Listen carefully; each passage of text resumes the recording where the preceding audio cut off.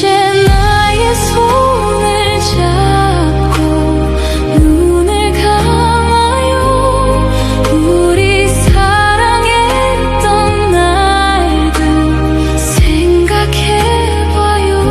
အားလုံးပဲမင်္ဂလာပါရှင်ဒီနေ့မှာတော့ညီကညီရဲ့အလုပ်ထဲကနေပြီးတော့မှညီသိလာတဲ့ဂျပန်စာဝေါ်ဟာစကားလုံးလေးနဲ့ပတ်သက်ပြီးတော့ညီဘိုးတူတာဖြစ်အောင်လို့ပြန်ပြီးတော့ share လုပ်ပေးမှာဖြစ်ပါတယ်ရှင်အဲ့ဒီစကားလုံးလေးကတော့ဂျပန်မှာစားတောက်ဆိုင်လုပ်ငန်းနဲ့ဖြစ်စေဟိုတယ်လုပ်ငန်းနဲ့ဖြစ်စေခိုင်းကိုလုပ်ငန်းနဲ့ပဲဖြစ်စေဘယ်ဌာနမှာမဆိုပေါ့နော်အဖြစ်ပြက်လေးကြုံလို့တိုက်ဆိုင်သွားခဲ့ရင်အသုံးပြုလို့ရတဲ့အသုံးဝင်မဲ့ဝေါ်ဟာစကားလုံးလေးဖြစ်ပါတယ်အဲ့ဒီစကားလုံးလေးကဘာလဲဆိုတော့နံပါတ်1 chip ဆိုတဲ့စကားလုံးနဲ့နံပါတ်2 hatsun ဆိုတဲ့စကားလုံးလေးဖြစ်ပါတယ်ဒီစကားလုံးနှစ်ခုကိုညီတို့ဖန်ခွက်တွေပျက်စီးဆုံးရှုံးသွားတဲ့အခါမှာအသုံးပြုပါတယ်နံပါတ်1 chip ဆိုတဲ့စကားလုံးကကြတော့ဖန်ခွက်တွေအနည်းငယ်ပဲထိခိုက်ပျက်စီးဆုံးရှုံးတဲ့အခါမှာအသုံးပြုပြီးတော့နံပါတ်2 hatsun ဆိုတဲ့စကားလုံးကကြတော့နောက်တစ်ချိန်ပြန်ပြီးအသုံးပြုလို့မရအောင်အစိမ့်စိမ့်အမှောင်မှာပျက်စီးဆုံးရှုံးသွားတဲ့အခါမှာအသုံးပြုတာဖြစ်ပါတယ်ညာတော့အဖြစ်တော့ restaurant တွေမှာအသုံးများတာဖြစ်ပြီးတော့ဒီပုံလေးတွေကကြတော့ညီမရည်ရွယ်ပဲနဲ့ညီကြောင့်နဲ့ကွဲကြေသွားတဲ့ပစ္စည်းလေးတွေပဲဖြစ်ပါတယ်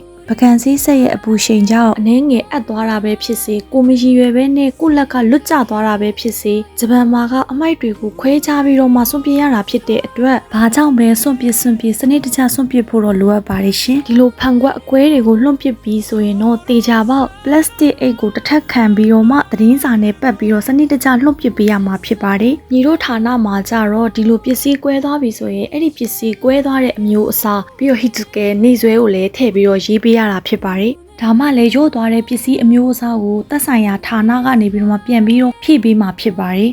တက်နိုင်ဆုံးအမားနေတာအကောင်းဆုံးဆိုပေမဲ့လို့လမ်းလျှောက်နေတဲ့သူအတွက်ရည်ရွယ်၍ဖြစ်စေမရည်ရွယ်၍ဖြစ်စေခလုတ်ဆိုတာကတိုက်မိတတ်ပါတယ်။ကယ်၍ဂျပန်ကိုရောက်ပြီးတော့မှညီလိုမျိုးလုပ်ငန်းခွင်ထဲမှာဖန်ခွက်တွေကိုမတော်တဆကွဲမိစေတဲ့အခါပူထူပြီးကြောက်ရွံ့နေမဲ့အစားဒီလိုမျိုးဖြည့်ရှင်းနည်းတွေကိုတိထားဖို့လိုအပ်ပါတယ်။လုပ်ငန်းခွင်ကကိုယ့်ရဲ့စီနီယာကပြောပြပေးမယ်ဆိုတာမှန်ပေမဲ့လို့ကိုကကြိုပြီးတော့တိထားတဲ့အခါနှာတပြားတာတာပေါ့ရှင်။ညီရဲ့ကိုတွေ့အတွေ့အကြုံဖြစ်တဲ့အတွက်ဒီဗီဒီယိုလေးကအကျိုးတစုံတရာရှိစေမယ်လို့ယုံကြည်ပါတယ်အဆုံးထိနားထောင်ပြီးကြည့်ပေးကြလို့တဦးတယောက်ချင်းစီတိုင်းကိုကျေးဇူးအများကြီးတင်ပါတယ်ရှင်ဂျပန်ကိုရောက်ရင်အသုံးတည့်နိုင်ကြပါစေရှင်